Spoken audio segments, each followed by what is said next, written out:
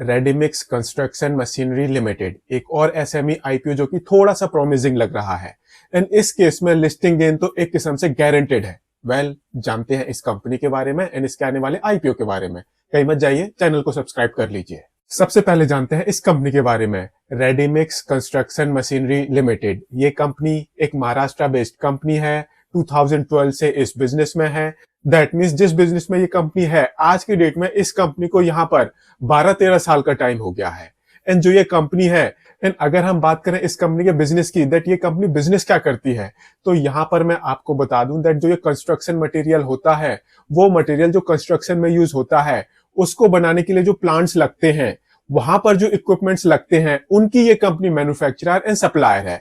And उससे related ये company services भी प्रोवाइड करती है। जो इस कंपनी के इक्विपमेंट्स हैं उनसे रिलेटेड ये कंपनी सर्विसेज प्रोवाइड करती है, लाइक डिजाइनिंग, इंस्टॉलेशन एंड उसके बाद ऑपरेशन एंड मेंटेनेंस से रिलेटेड सर्विसेज।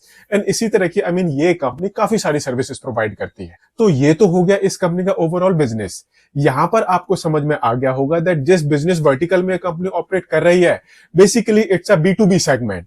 बेसिकली जो इस कंपनी के क्लाइंट्स हैं वो दूसरी कंपनियां हैं। डायरेक्टली आपके और मेरे जैसे कस्टमर्स इस कंपनी के क्लाइंट्स नहीं है। एंड जब भी ऐसा कोई इक्वेशन हमें देखने को मिलती है तो वहां पर नॉर्मली एक फीचर होता है दैट अगर आपके प्रोडक्ट्स में दम नहीं है तो फिर आप अपने हिसाब से प्रॉफिट मार्जिन पर ऑपरेट नहीं कर सकते। उस केस में जो आपके प्रॉफिट मार्जिन होते हैं वो थोड़े से थिन हो जाते हैं। तो अब एक काम करते हैं, आगे और कुछ जानने से पहले हम इस कंपनी के फाइनेंशियल्स भी देख लेते हैं। एंड उसके लिए देखते हैं इस कंपनी का ये वाला चार्ट। एसेट बेस से शुरू करते हैं। मार्च 2022 में कंपनी का एसेट बेस था 30 करोड़ रुपीस के आसपास। फिर ये 32 करोड़ रुपीस को क्रॉस कर गया है।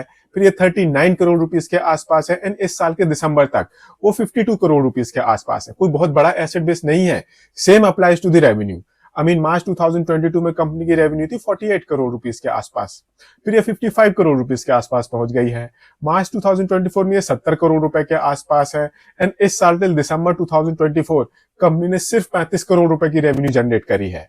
दैट मीन्स ये कंपनी 2024 की रेवेन्यू को एक्सीड कर पाए चांसेस थोड़े से कम लग रहे हैं। कंपनी को एक्स्ट्रा ऑर्डिनरी परफॉर्मेंस दिखानी पड़ेगी। प्रॉफिटेबिलिटी की बात करें तो प्रॉफिट मेकिंग कंपनी है। हालांकि प्रॉफिट बेस थोड़ा सा कम है एंड फ्लक्चुएट कर रहा है। मार्च 2022 में ये 1.3 करोड़ का था। फिर ये 2.78 करोड़ रुपीस का हो गया है। फिर ये 9.28 करोड़ रुपीस का हो गया 2024 में। बट इस साल 9 महीने में ये 1 करोड़ रुपए के आसपास है। एंड इसी टाइम में इस कंपनी का जो ऑपरेटिंग कैश रियलाइजेशन है वो एक किस्म से नेगेटिव हो गया है। थोड़ा सा कंसर्निंग है बिकॉज रेवेन्यू कम हुई है and operating cash realisation negative हो गया है। तो यहां पर आप एक किस्म से मान सकते हो दैट कंपनी ने रेवेन्यू इंक्रीज करने के बहुत ट्राई किया है, बट कहीं ना कहीं वो एक सिग्निफिकेंट अमाउंट अचीव नहीं कर पाई है। एंड करंट में इस कंपनी की बुक्स में 16.68 करोड़ रुपीस की बोरोइंग है।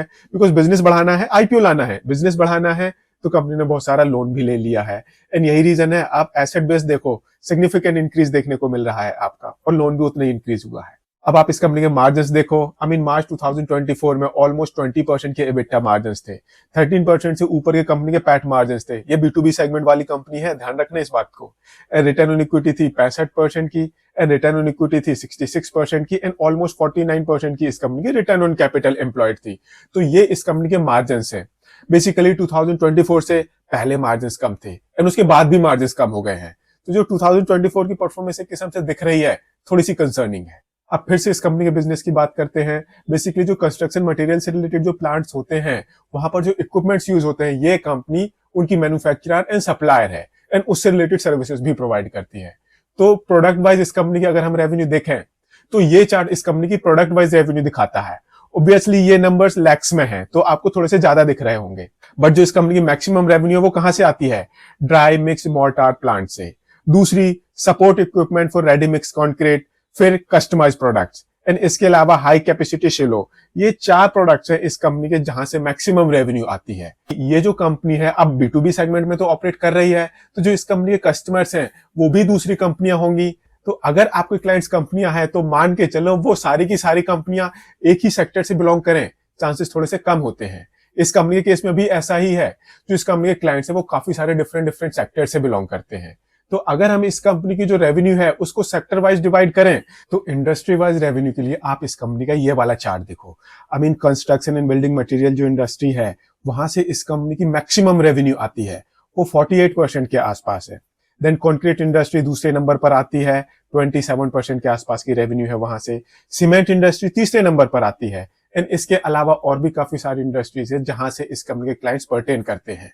एंड ऐसे ही ये कंपनी कहां कहां पर बिजनेस करती है, आई मीन कितने बड़े एरिया में ऑपरेट करती है ये कंपनी, तो उसके लिए आप इस कंपनी का ये वाला चार्ट देखो। I mean Maharashtra based company है एंड वहीं से इस कंपनी की मैक्सिमम रेवेन्यू आती है।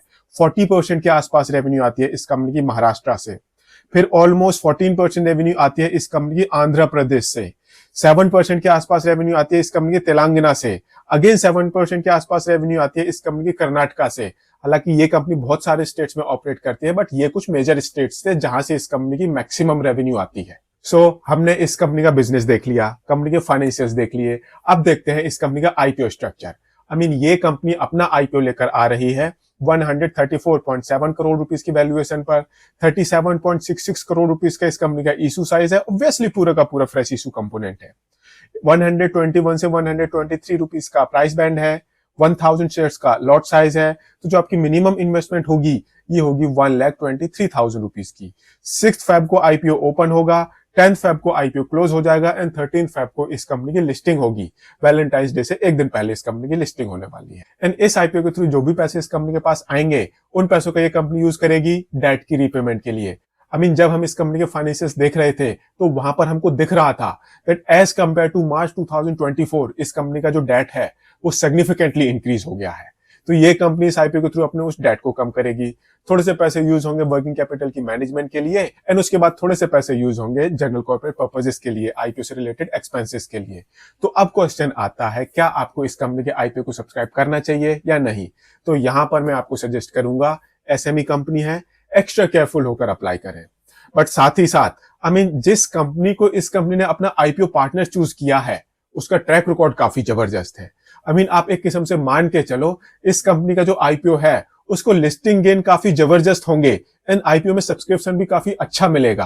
बिकॉज अगर हम आईपीओ पार्टनर का ट्रैक रिकॉर्ड देखें, हेम सिक्योरिटीज का ट्रैक रिकॉर्ड देखें, तो आईपीओ लाने में, स्पेशली एसएमई आईपीओ को लाने में, उनको सक्सेसफुल बनाने में इनका काफी अच्छा ट्रैक रिकॉर्ड है। मैं इस कंपनी के आईपीओ को सब्सक्राइब करूंगा। आप अपना डिसीजन थोड़ा सा सोच समझ कर लें एंड इन्वेस्टमेंट एडवाइजर से कंसल्ट करने के बाद लें। हालांकि जो इस कंपनी के फाइनेंशियल्स हैं काफी नेगेटिव पिक्चर दिखा रहे हैं इस कंपनी के बारे में। Still, I'm going to subscribe to this IPO only on the basis of HIM Securities and that too only for listing gain. And उसके बाद I'm not going to stay in this company for very long time. अगर आपको ये video पसंद आया हो तो इसको लाइक शेयर जरूर करें एंड चैनल को सब्सक्राइब करें। Thank you.